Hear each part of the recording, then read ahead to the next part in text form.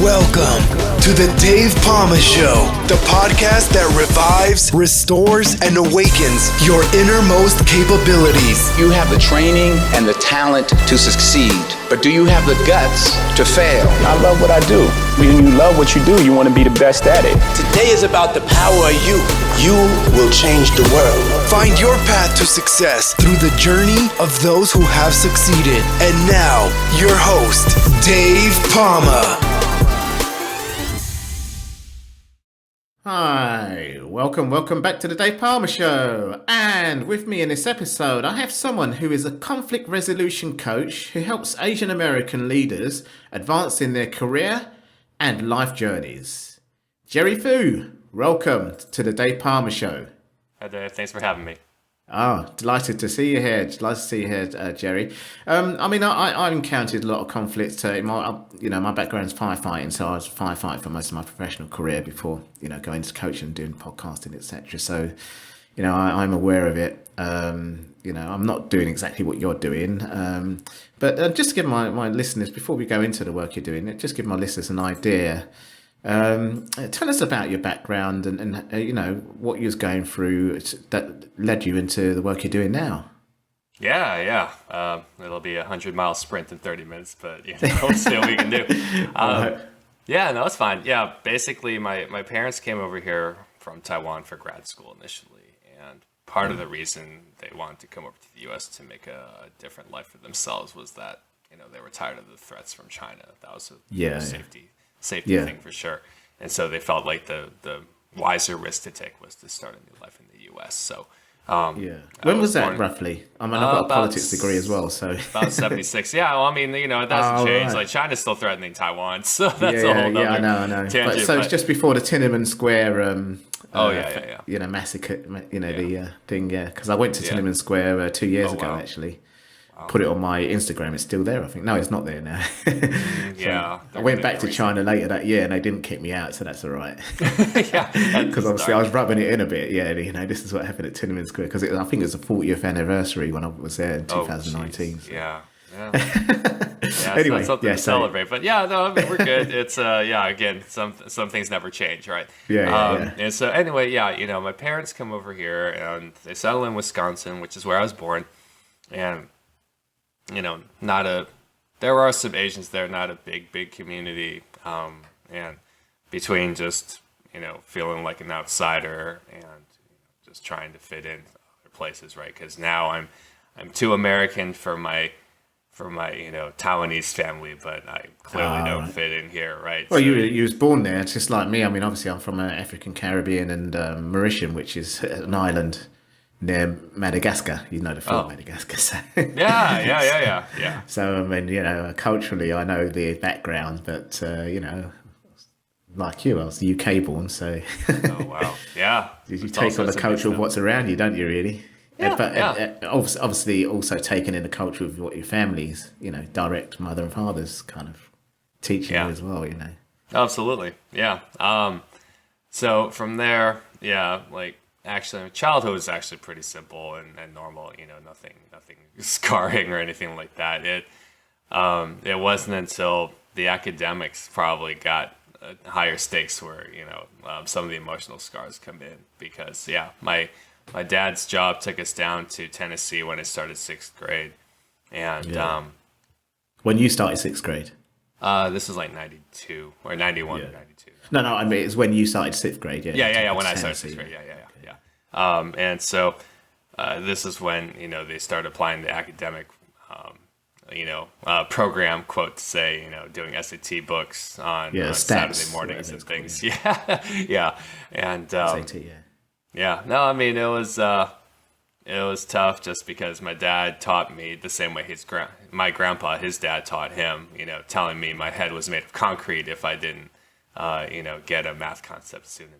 Well, I was going to say, did maths get drummed into you? That is the thing, really, Yep, and so, for better or worse, once I started winning things, like math competitions and stuff, it felt good. Chess. It took a while. Oh, chess was great. I love chess.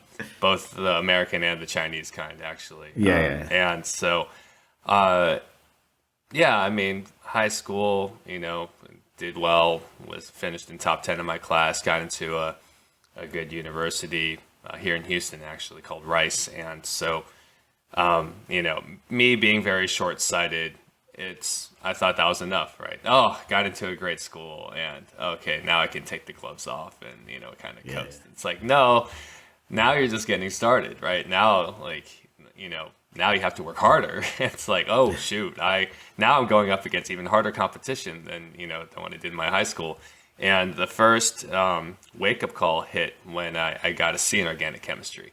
And because I had declared myself to kind of be pre-med, I thought it would be nice to be a doctor, but clearly I didn't have a solid vision as to what I would be doing as a doctor. Contrast this with one of my best friends from high school who knew he wanted to be a pediatrician. He was great with kids, and he has a growing practice now because he saw the the end game in that.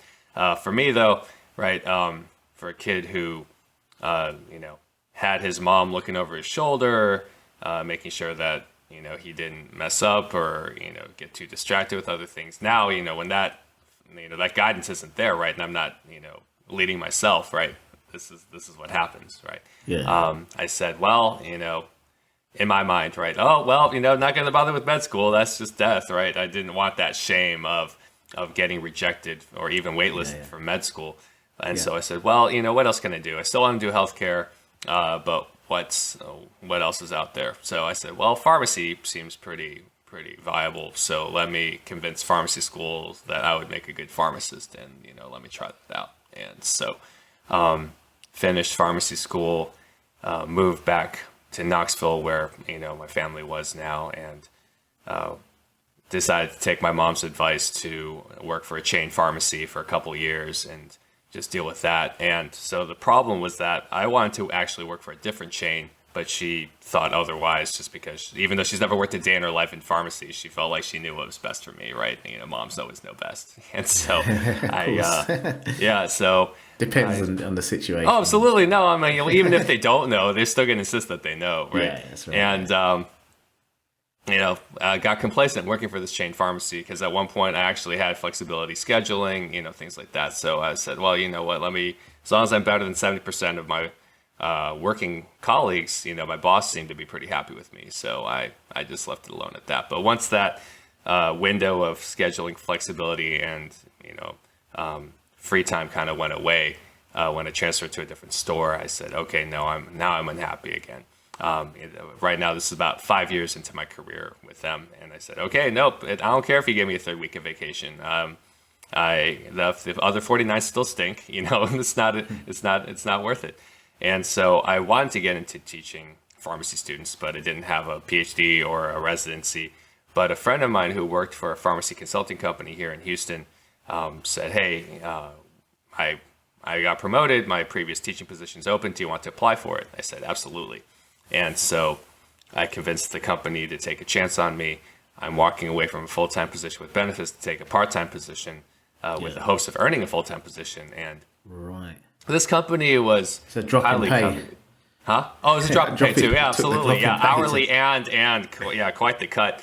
And but for me, it was worth it because I wanted a higher quality of life than what this chain pharmacy was offering me. And so you see this conflict, right, between my mom's life plan for me, according to what she grew up believing was successful, and then for me saying, no, I don't like this deferred life plan, to bank away money and hopefully one day get to do what I want, and hopefully my health is still at a point where I can still kind of have some mobility, is just not a good risk to take, right? At least for me. And so I was looking forward to making something work with this company, teaching, and hopefully would be the last company I ever had to work for. And 11 months later, I got fired. And so that's when, no, it's my fault. I tell people, I said, look, I like the idea of being an instructor more than actually doing the work of being an instructor. And, I was still in this mode where I thought that as long as I could convince my boss why I didn't get the job done, that somehow it would be okay. But this was a new thing for me because now I'm not able to compete against 70% of my colleagues. I'm being held accountable to the position I was hired to do. And so in hindsight, 11 months is very generous because, when I lost my boss's trust, basically the linchpin precedent that really kind of shot me in the foot, or you could say, or dug myself in a hole, was when, I was supposed to draft test questions for the fall semester, and I got scared, I got writer's block, whatever it was, but I didn't get the job done. And I hid it from my boss until the first exam came around. She, came in early to compensate for the fact that I wasn't pulling my weight. And, from there, it was just playing uphill. And from that. And so, yeah, after 11 months, they said, no, whatever's going on with you, it doesn't matter. Like, you're done. And what do you do, right?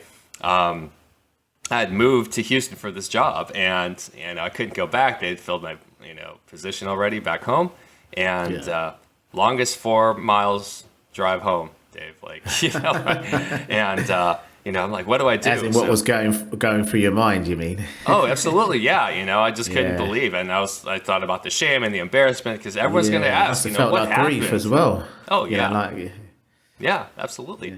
And so after 6 weeks of looking for things, I was very naive in what else was out there and what kind of people were out there. Houston is a city known for drug diversion, actually, and so unfortunately for me, drug diversion. So there's a lot of people who set up pharmacies just to run scripts for doctors who are willing to write pain meds for non-legitimate medical needs, and they just make money that way. And so unfortunately for me, when I was trying to find a job, I ended up applying and taking one of these jobs at one of these quote pill mills. So now I'm jeopardizing my license, and even worse, my paychecks are bouncing. Like, they're not even paying me. Like, 4 of my paychecks bounced working for this guy who convinced me, oh yeah, you're an academic, all right, I think you'd be a good fit here. We'll start paying you. We'll get you started right up. Yeah, so and damaged your CV a bit. Oh God, yeah, yeah. There was a lot of things, and my bank account. Yeah, absolutely. Yeah, I can't even pay my bills. So what you're saying is, because I used to do track and field athletics, and obviously the drug cheats there. One of the things they do, I think they call it PEDS. Oh yeah, where it's performance enhancing. Yeah. Yeah, but they call it like, it's basically they get a prescription, which is performance enhancing. Oh yeah. But really, it's not for them. Like, there's one for thyroids, which is performance enhancing, but they haven't got a thyroid problem. Is that the kind of thing where they actually get that prescription to help them? Is that the sort of thing you was doing that place was doing in Houston? Basically, this is more along the lines of basically there's a combination of Norco, Soma, and Xanax that basically gets people high. And right, so it's kind of recreational kind of drugs. Exactly, it's recreational, like ketamine and stuff like that. Ketamine. Something like that. Yeah. And so it's you get all sorts of crazy people coming in, right? You just I don't want to be a part of this, but I was in a really bad cycle because now I'm like, I don't want to jeopardize my license, and the guy says, well, I can't pay you unless you move scripts and merchandise. Plus and my own conflict aversion, right? I'm just like, how do I confront this guy? Like, when he's clearly ripping me off, even though he says all the right things and apologizes and whatnot, but he lost my trust, right? And so after 9 months of that, my friends get me out of that job. They get me on with a pharmacy that is doing pain management legitimately, but they say, hey, we like you, but we can't pay more than 8 hours a week. And I said, well, okay, now what do I do? And I end up working for them in Austin, which is about 2.5 hours away from Houston, and with no idea what my life is going to look like at this point. And so this summer, this is 2012 now, and this summer I had the random opportunity to help with some leadership workshops through a pharmacy nonprofit that some of my friends run. I've been facilitating workshops on the fraternity side, but they said, hey, our leadership meeting, we need some help. Can you step in? And I said, absolutely. And so that was kind of the genesis moment for me, Dave, where teaching leadership and seeing it modeled for me, kind of like gave me some possibilities. Because before I would tell myself, leadership is hard. I don't like being bad at it. I don't want to put myself in the situation where I would fail. And that's kind of, hand in hand with all the conflict aversion that I would, grow up with, because my mom would always tell me, hey, no, if people are upset with you, just give in, right? You don't want to upset them. You don't want to, even if you're right, even if they're being unfair or inappropriate, just, let them have what they have. And, so this was different for me, right? When you realize, hey, I have to address problematic behavior, otherwise I can't expect it to get better on its own. And even after I taught this and had the confidence to take a full-time position that opened up in Houston. So I was ready to move back. I was ready to take on this challenge. I knew I couldn't stay safe at a quote safe job. I actually got written up the following year because I refused to engage with technicians who were not pulling their weight. And so management wrote me up because they said, hey, look, like their behavior is a problem. And if you are not willing to discipline them or even fire them, right, you can't be, this is not good. And so thankfully, I got myself out of that doghouse right as that company had their funding pulled. And so I'm sitting there going, God, what do I do? So randomly, again, found another life raft at the very last minute. And the great thing was the guy told me, hey, the only reason we're having this interview is that, you have leadership experience on your resume. And I said, wow, that was a really good decision on my part. And so that's why I tell people that leadership saved my career, because it gave me job options I wouldn't have had otherwise.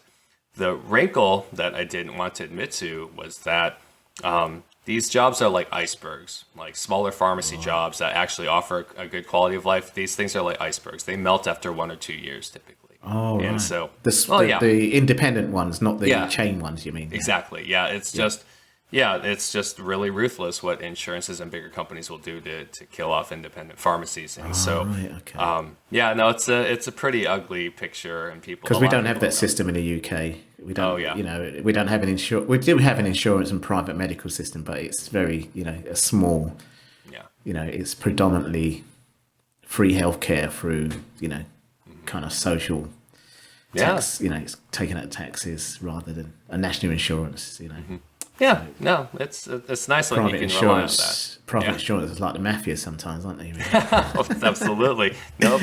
When you have a scarcity mindset, right, this is what happens. Like, I got to take what's yours, otherwise I don't know if I have enough for myself. And on one hand, you need to be strong, and if you're going to be a business owner, right, you want to protect your territory, and at the same time, maybe there's a better way to help lift everybody up instead of trying to like undercut each other, right, towards the finish line. So anyway, end up at another independent. Somehow, again, I'm just landing on my feet just at the last minute for several years now. And I was actually at a company for 2 years that had a really great work environment. They were, I was doing interesting work and it was fun.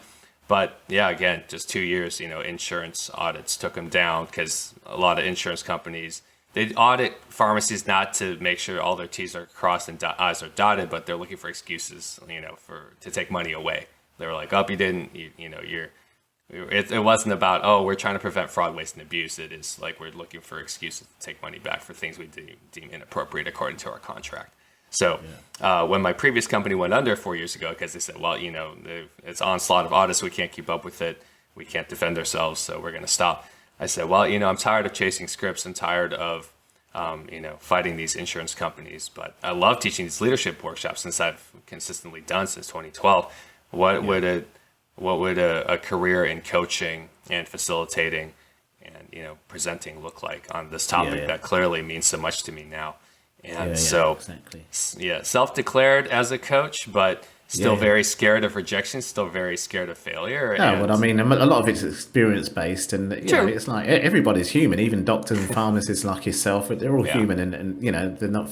They're fallible. Well, you will experience the same thing as any other human being. Fair. Yeah. It's just, I'm not in this entirely consistent growth mindset, right? Is basically what I'm trying to say is that, I still felt failure. You're just sharing what you experienced and what you know, and as a leader, what you can teach as a leader. Absolutely. Yeah. And so I said, so some friends were kind enough to give me a chance to, lead some workshops because they knew I was pretty good at facilitating. And what I tell people, Dave, it took a pandemic, for me to finally wake up and realize how much longer are we going to put this off, right? When will I get skin in the game? When am I going to have to pursue this career that I might actually be, happy with? So the pandemic slowed it down.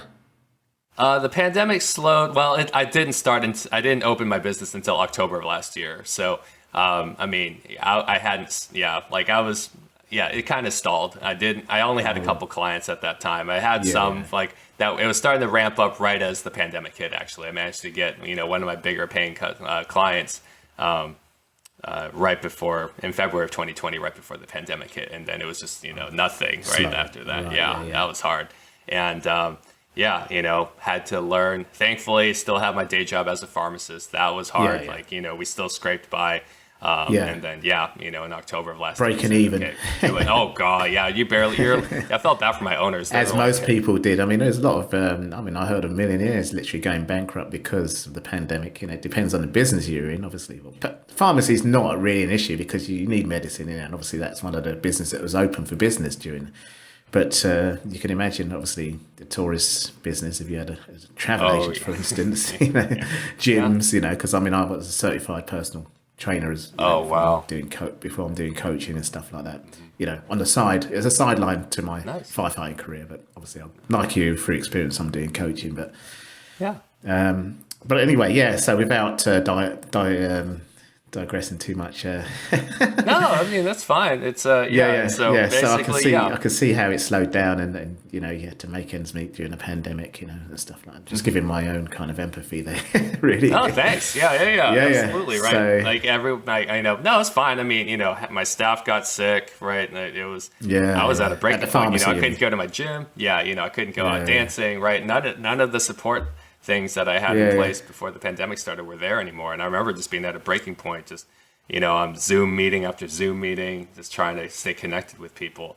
And that's right. Yeah. Well, I've got a 6-year-old, so I was busy homeschooling her when I was just, I knew how to do my workout. Luckily, I was out in the Philippines at the time. I'm back in the UK now, but, I was working out in a nice little resort. It was like lockdown in paradise, swimming pool, palm trees, and you know what I mean. So, it weren't hard to just get in a routine, and we was allowed out a couple of days a week with a pass to go to the, shopping supermarket, and if we needed drugs, not the drugs, not the dodgy drugs you're talking about. Yeah, we needed medicine. Ones, yeah. That's all you were allowed to do, but it was all right. But, unfortunately, schools shut down and everything else. But, like yourself, I was setting up. My podcast exploded, but coaching, one-on-one, face-to-face was non-existent, as you can imagine. So yeah. I mean, before we go into the work you did doing now, what do you think saved your career after you got fired? Oh yeah, great question. I think, I mean, it really, I say leadership, and it really is the network. Because the network on one hand was the first thing that gave me this opportunity, right? You mean networking with other people? Pharmacist friends, because it was a pharmacist friend who gave me this opportunity. Yeah. And also, it was also the pharmacist, if we want to say, who taught me. It's one thing to give me a fish, it's another who taught me to fish, right? And I'll sing this guy's praises till the day I die. A guy named Michael Negretti, pharmacist out in California, who I paired up with to teach these leadership workshops, and I saw how he firsthand helped me bring out the best in me and help me give me confidence to pull my weight and run through walls for him. And I said, well, how did he do that, right? And I studied it. That was the first time I really had the chance to reflect on, well, what made him such an effective leader? Why did I love working with him so much? And I said, well, he's fun to be around, right? There's warmth there. He's genuinely interested in me. He's fun to learn from. He's always reading new books and keeping up with new trends. He's tirelessly working. There's no question how hard he works when no one's looking. He's always collaborating with me. He says, hey, Jerry, I overhauled this, this day's content. What do you think of this? And so now you're like, wow, I want to keep up with this guy because he's involving me in every step of the way. And he doesn't beat me up for mistakes, or, he helps. Even if I make a mistake, he'll cover it, and then he'll take me aside and kind of give me some private suggestions. He doesn't embarrass me, right? And so I've incorporated this into my own leadership style so that, people, I hope people like working alongside me, and they'll say, hey, Jerry's going to look out for me. He's going to bring out the best in me. And so that was that's how I became more fluent in leadership is one way of putting it, right? Because before, leadership just seemed so foreign to me, and I just said, well, how do you get better at it? Well, just hold more positions. It's like, no, if you're not actually learning from a respected leader, or at least studying, things that make them effective, how do you expect to really grow? So that's I'd say Michael was the one who saved my career technically, not by giving me a job, but by modeling what effective leadership looks like day to day. Yeah. Yeah, well, during the pandemic, I kind of pivoted more to being a resilience coach because obviously I was doing some life coaching combined, with my clients when I was doing the personal training, but resilience.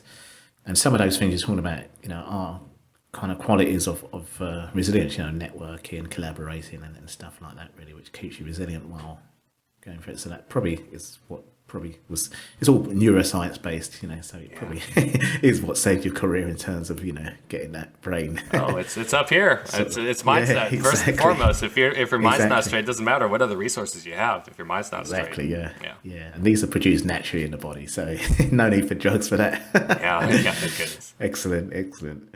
Well, look, what are some tips you can give to my audience today to resolve conflicts effectively? Yeah, sure. The framework that I usually walk clients through and workshops that I do around this topic. The first, okay, well, let me cite two books that you guys can read on your own. This is kind of, Sure. These are two things that I helped kind of build my own recipe from.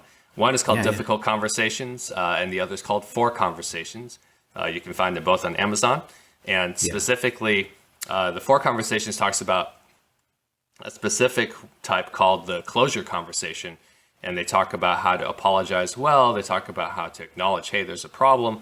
How do we assure each other that we're still committed, and how do we build from that, right? How do we handle things going forward to prevent broken expectations from being broken again? And so the 5-step framework I kind of developed in my own processes was, number one, you have to imagine what a successful conversation sounds like. And by successful, this doesn't necessarily mean that you restore the relationship to 100%. Maybe that's not possible. Maybe you need to fire an employee, right? So a successful conversation means, hey, things aren't working here for you. The reasons you may have are legitimate, and at the same time, as long as you are not meeting the company's expectations, you should be free to move on to find a company that's more in line with what you can give them and contribute to them, right? And so you have to be okay with the fact that maybe it's a truce, maybe it's restoration, but you have to imagine what that sounds like. And so the wrinkle with that, Dave, is that when people think about, hey, this is the end goal.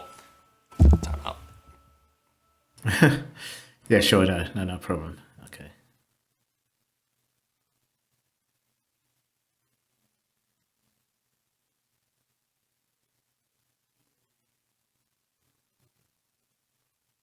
I managed to turn off one alarm, but not the other. So here we go. No worries. All right. Yeah. No. Let me rewind for a second. So, the second step, or the wrinkle that I tell people is that, you have to.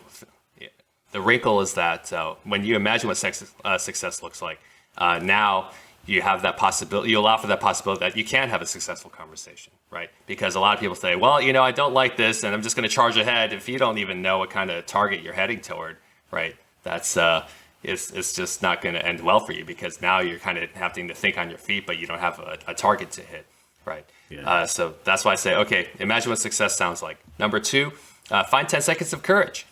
You don't have to be Superman or Wonder Woman. You just need enough to say, okay, I'm going to pick up the phone and make that phone call. I need to send this text. I need to, send that email. And you do it, just stretch yourself just enough so that you can, send what you need to, and then not default to comfort, right? Because a lot of people will rationalize, oh, well, maybe I don't want to send this. So it's like, no, you just need enough to set the ball in motion, and then make sure you don't give yourself a way out so that you have to move forward, right? You kind of shut that gate behind you. Third is to script your key phrases. And so in line with imagining what success sounds like, you want to be sure you organize your thoughts, right? Put it down on paper, everything that you want to be sure to address. Does it sound logical? Is there a better flow? Go ahead and get that organized. Fourth is to rehearse these key phrases, right? You don't want to just write them down. You want to rehearse them in front of a mirror. You can record yourself on your phone, get other friends to role play for you. So to say, hey, I need to ask for a raise, and I'm not sure how my boss will take it, right? Can you pretend to be my boss? And so we can kind of anticipate some of the things that he might say to push back. And then 5 is to do it, right? My biggest turning point in terms of dealing with conflict was to realize I couldn't afford to tolerate, underperforming behavior any longer, right? Yeah. You know, whether it's a roommate that is sloppy with leaving out dishes, or you know, a technician who continually shows up late, or others that continue to find ways to say, no, it's not my fault. You know, you can't assume that things are going to get better on their own, because they haven't so far. So what makes you think waiting another day is going to make anything better? So those are some of the tips that I give when it comes to navigating conflict. Great. You give it, there's so much great value just given there out for my audience to listen to, and you certainly know your stuff from your own, like me, you know, from your own experience, and it's kind of like your calling in terms of that's what you're drawn to, you know, as a coach, you know, for your specialist kind of area, really, you know. So no, that's fantastic. And where can my audience find, you know, more about you and the work you do? Sure. On one hand, you can connect with me on LinkedIn. The website, though, that has all the free goodies for you is www.adaptingleaders.com. Got some great things available, free resources like a PDF download on a framework to handle hard conversations, kind of like the one I just went over. You can schedule a complimentary 30-minute call. Just if you say, hey, Jerry, got a situation, I'd love to, you know, get your thoughts on how to navigate it. Great. No strings attached. You can also check out my blog, where I summarize useful and interesting leadership books and offer, you know, other fun life hacks that, you know, you can try applying to your life.